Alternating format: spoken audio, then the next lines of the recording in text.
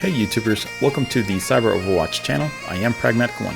Welcome to part 2 of roasting Active Directory. If you haven't watched part 1 yet, I'd strongly recommend starting there first. It will help you understand everything I'm about to demonstrate. In part 1, I covered the full technical background, what Active Directory and Kerberos are, who discovered Kerberoasting and ASREPRoasting, how the Kerberos authentication protocol works at a technical level, and the best practices for both executing and defending against these techniques. In part 2, I'm putting all of this theory into practice. I'm going to run through the attack chain against TryHackMe's Active Directory, an intermediate level room that simulates a vulnerable Windows domain controller running in a realistic Active Directory environment. Every technique I apply here maps directly back to what was covered in part 1, so you'll see exactly how the theory translates into a real engagement.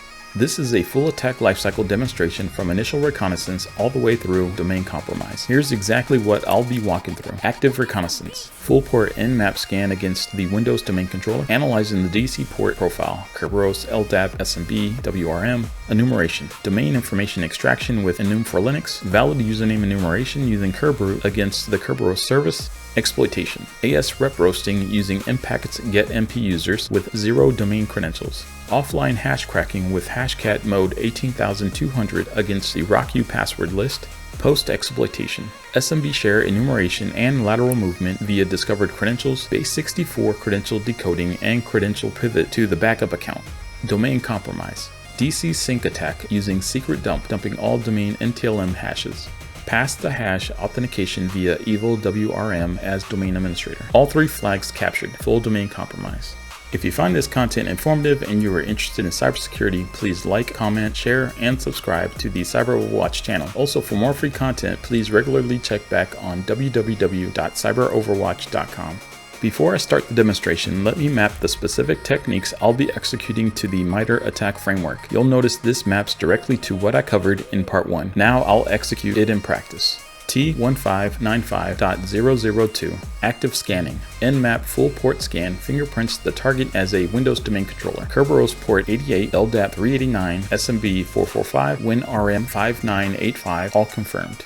T1087.002 Account Discovery, Domain Account. Enum for Linux extracts domain information via SMB null sessions. Kerberos enumerates valid domain user accounts from the KDC using AS request probing with 0 lockout risk. T1558.004 ASREPRoasting. Get NP users identifies service-admin as having pre-authentication disabled and extracts a crackable AS response hash. No domain credentials used. T1110.002 Brute Force Password Cracking. Hashcat mode 18200 cracks the Kerb5 ASREP hash offline using the RockU password list. T1003.003 OS Credential Dumping NTDS. Secret Dump performs a DC sync attack using backup account replication privileges. All domain NTLM hashes extracted from NTDS.dip. T1078.002 Valid Accounts, Domain Accounts. Cracked service admin credentials used to enumerate SMB share and discover base64 encoded backup account credentials. T1550.002 Pass the hash. Administrator NTLM hash used for evil WinRM authentication. No plain text password required for domain admin shell. I launched the Attacktive Directory vulnerable host and it now has an IP address visible on the TryHackMe dashboard. As with every engagement, reconnaissance is foundation. The goal is to understand what's running on the vulnerable host before I decide how to attack it. With the target host running, I'll run the following nmap command to launch a full port scan. This is a Windows domain controller, so I'm expecting a very different port profile compared to Linux machines. The scan returns a rich port profile that immediately confirms this is a Windows domain controller. Port 53 DNS. Domain controllers serve DNS for this domain, confirming the primary DC role. Port 88 Kerberos. The key distribution center is running. This is my primary target today. Port 135 MSRPC. Windows Remote Procedure Call, Standard Windows Service. Port 139 and 445 SMB. File Sharing Service. I'll use this for post-exploitation enumeration. Port 389 LDAP, Lightweight Directory Access Protocol used for directory queries against AD. Port 3389 RDP, Remote Desktop. Not my entry point, but confirms this is a Windows host. And port 5985, Windows RM, Windows Remote Management. This is evil WinRM's port. I'll note this for later. As can be seen from the output, there are several more ports that also indicate that this is a Windows domain controller.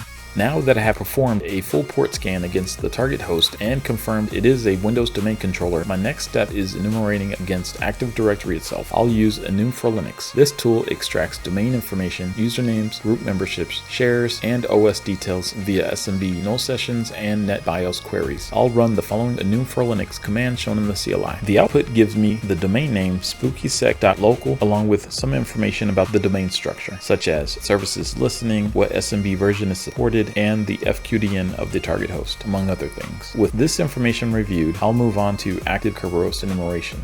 Kerberoot is a tool designed specifically to enumerate valid Active Directory usernames by abusing the Kerberos pre-authentication mechanism. It sends AS requests to the KDC for each username in a list. If the account exists, the KDC responds with either a valid AS response for accounts without pre-authentication or a specific error indicating the account exists but pre-authentication is required. If the account doesn't exist, it returns a different error. The critical advantage of Kerberoot is that this type of enumeration does not trigger account lockouts and does not count against failed login attempt thresholds. This makes it extremely valuable on real engagements where lockout policies are in place. The room provides a user list to work from. I'll run the following command shown in the CLI to point Kerberoot at the domain with that list. Kerberoot works through the list and based on the output it returns a set of confirmed valid user accounts. The Kerberoot output identifies possible ASREPRoastable user accounts. That will be the next step.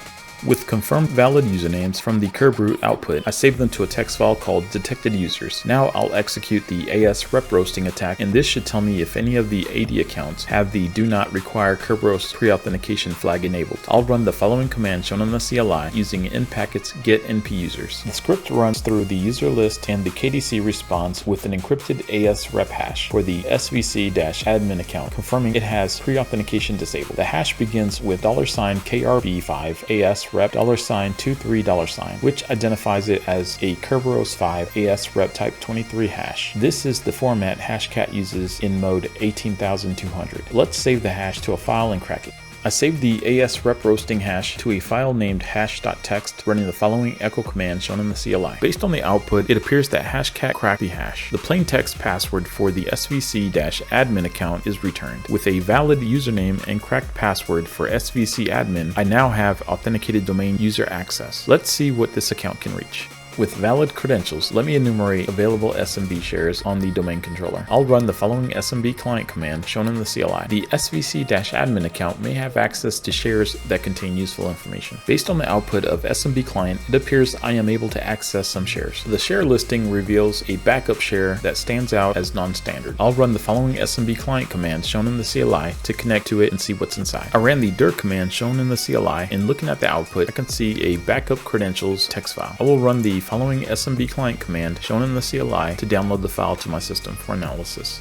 Now that the backup credentials file has been downloaded, I'll run the cat command shown in the CLI to see the contents. Based on the output, it appears to have base64 encoded text. I'll run the following cat command to decode the base64 entry. It may contain base64 encoded credentials. Let me decode it. Based on the decoded output, it reveals credentials for the backup service account. This account is a member of a highly privileged group. Let me check what group membership this account has. I'll run the following secret dump command shown in the CLI to look up the group membership of the backup service account. Based on the output, it looks like secret dump was able to connect to the DC and replicate credentials from the NTDS database. The output returns NTLM hashes for every user in the domain, including the administrator account. The backup service account appears to have domain backup operators or equivalent replication privileges. This means I was able to use npackets secret dump to perform a DC sync attack, impersonating a domain controller replication partner and requesting password hash data from the real DC. With the administrator NTLM hash in hand, I can perform a pass the hash attack to authenticate as administrator without needing the plaintext password.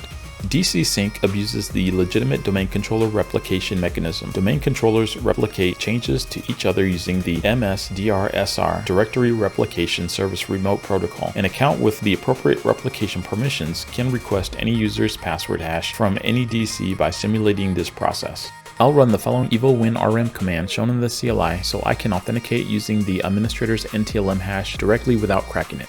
Evil WinRM is a Ruby-based tool that connects to the Windows Remote Management Service on port 5985 and provides an interactive shell. It supports pass-the-hash authentication. Based on the output, it appears that I have a shell based on the PowerShell prompt. I ran the whoami command shown in the PowerShell prompt, and it shows me as the administrator account. I now have domain administrator level access on the domain controller. Full domain compromise achieved. With the DC compromised, now is the time to close out this vulnerable host. I need to locate the flags. I ran the dir command shown in the CLI to list the contents of the documents folder, but it's empty. I backed up to the administrator home folder, then ran the ls command shown in the CLI to show the contents. There were several folders, and I decided to check the downloads folder and the desktop folder. The desktop folder had the root.txt file, one of the flags I am looking for.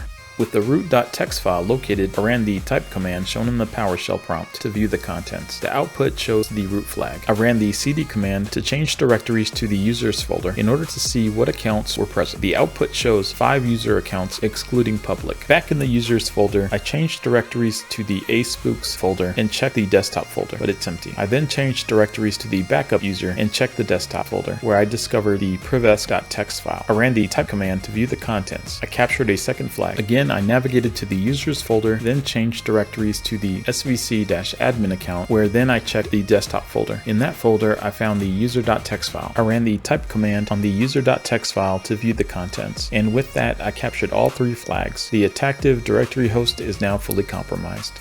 Thank you for watching part 2 of Roasting Active Directory, the demonstration against TryHackMe's Active Directory. Let me recap exactly what I executed. I started with a full port nmap scan that immediately fingerprinted the target as a Windows domain controller. Kerberos on port 88, LDAP on port 389, SMB on port 445, and WinRM on port 5985, all confirmed on the target before I touched a single attack tool. I ran enum for Linux to extract domain information and then used Kerberos to enumerate valid usernames against the KDC. No credentials involved, no lockout risk. With a confirmed user list, I fired get np users, and the KDC handed us back an ASREP hash for svc-admin, an account that had Kerberos pre-authentication disabled. That's the ASREPRoasting technique I covered in depth in part 1, working exactly as described. Hashcat cracked the hash in seconds against the RockU password list. With those credentials, I enumerated the SMB shares, found a backup share accessible to svc-admin, pulled a base 64 encoded credential file, decoded it, and pivoted to the backup account, which had domain replication privileges. I used secret dump to perform a DC sync attack, impersonating a domain controller replication partner, and pulling NTLM hashes for every account in the domain, including administrator. I finished with evil WinRM using pass the hash to authenticate as domain administrator without ever needing a plain text password. Captured all 3 flags and achieved full domain compromise.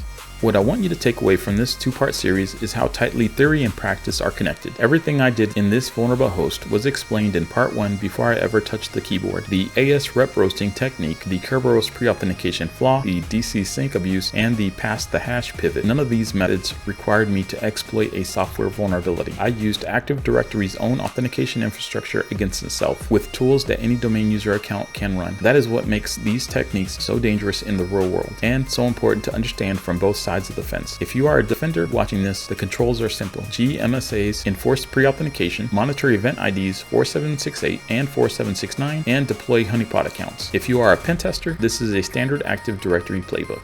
Thank you for checking out the Cyber Overwatch channel. If you find this content informative and you're interested in cybersecurity, please like, comment, share, and subscribe to the Cyber Overwatch channel. It helps the channel grow. If you have any questions, please drop it in the comments or reach out through the Cyber Overwatch website, linked in the description. Until next time, keep learning. The only way to improve is to keep learning. Pragmatic One, signing off.